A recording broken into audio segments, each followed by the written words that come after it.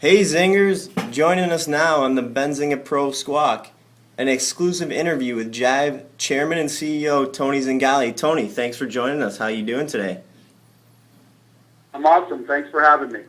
No problem, no problem. All right, so just jumping in, I guess I'll get the tougher question out of the way. There's been a lot of speculation, a lot of takeover chatter on S&P, from S&P and Oracle. Can you comment on those rumors? Absolutely not.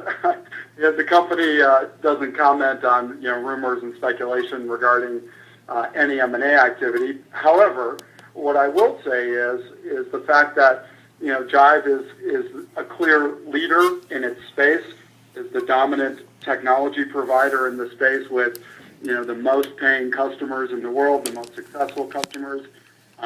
Clearly, it's a large strategic space. Lots of companies with various types of offerings.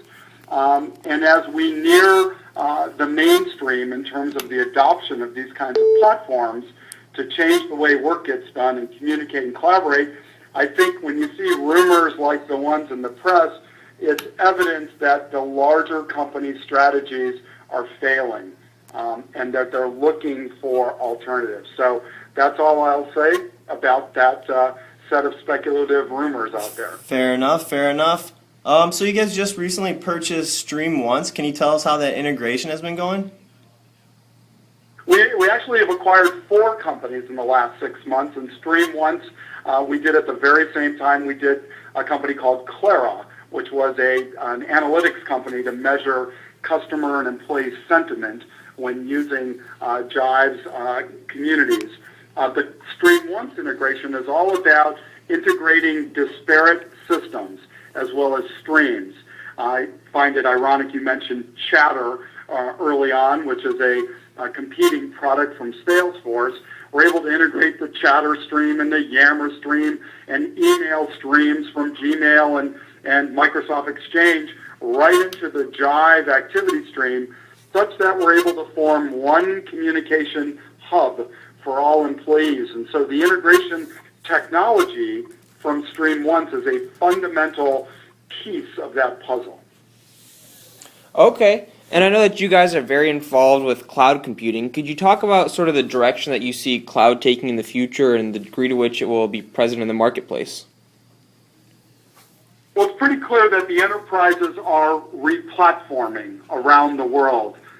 They are moving away from the dusty single stack implementations from the large enterprise software companies around the world, including companies like Microsoft and IBM. And, it's not just cloud computing, but it's mobility and smart devices and tablets. It's social software, but really a new way to communicate. And ultimately, there's tons of data. So the use of big data analytics and leveraging social graph technology inside a communication system, these are actually the 4 themes that are going on. They're all cloud-based.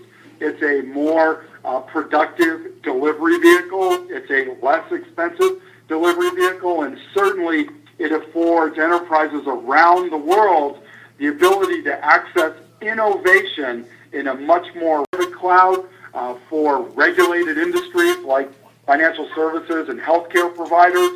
So we are unique that we embrace the cloud in a public fashion as well as a private fashion. But the cloud is not just the wave of the future. The cloud is here, and companies globally are embracing it as part of their replatforming strategy in general.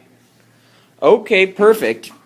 And sort of going a little bit of a different direction. I'm sure you're familiar with the recent NSA scandal. Could you talk about how that might cause a lack of trust in the cloud marketplace, or how that might affect business platforms as a whole?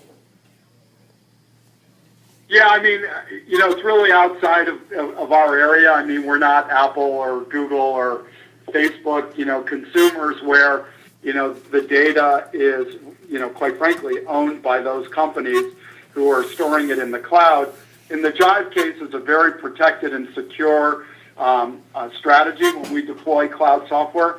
Our customers actually own their data. We don't own their data. We don't see their data. We're managing their cloud instance for them. So we do it in a very secure and protected fashion. We go through rigorous security checks and support all of the compliance and regulatory standards that are out there. So not an issue for a company like Jive, really fixated in the enterprise, vis-a-vis someone like Facebook, Google, or Apple. All right, Tony, just one more for you. Jive made some mobile updates today. Can you tell us a little about that? Absolutely. I mean, we are constantly working on adding tremendous value as part of this whole replatforming exercise I mentioned earlier. Mobility, the tablet, we believe takes over for the laptop here over the next several years. Obviously, everybody's working in a mobile smartphone fashion, whether it's iPhone or Android. We have really transformed our applications, and today we announced the availability of new native iOS apps available in the App Store, in the Apple Store for iPad and iPhone. We also announced the availability of our Android application for tablets down the road here in the coming weeks. And we really approached the design differently than we had in the past.